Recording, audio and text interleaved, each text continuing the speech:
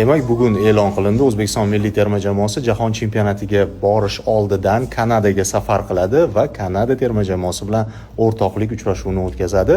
Terma jamoamiz futbolchisi Hojimat Erkinovdan fikrini so'raymiz Kanada haqida. Assalomu alaykum hammaga.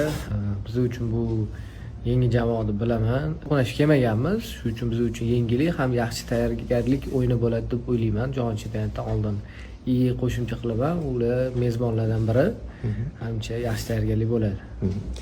Kingsman brendi asoschisi Muhammad Sodiq o'zlari ham futbol o'ynaganlar 16 yoshgacha professional darajada, shuning uchun fikrlarini bilamiz. Assalomu alaykum.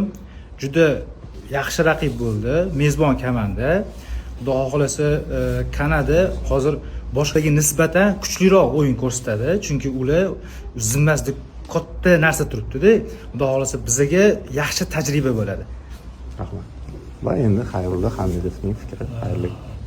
Endi hozir Kanada o'yin uslubi bo'yicha o'ylab ko'rdim. Birorta raqibimizga yaqin emas ekan.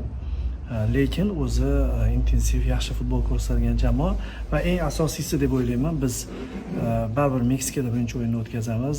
Meksikani ruhiyatini nisbatan mana shu musobaqadan oldin tatib ko'rishimiz mumkin, chunki Kanada mezbonlar kiradi, muhit bo'ladi, sal yaqinlashib olamiz, chunki o'yindan tashqari oldin o'sha mezbonlarni muhitiga moslashib olish kerak. Shu tomondan yaxshi tanlov. Va o'ylaymanki, bevosita turnirdan oldin bu o'yin o'tkazilayotgani baribir terma jamoamiz hamma sirlarini ochmasdan o'ynashga majbur qiladi. Ya'ni shunchaki nazorat o'yini. Bu yerda Kanada ham, O'zbekiston ham bir asosiy taktikasini qo'llamaydi.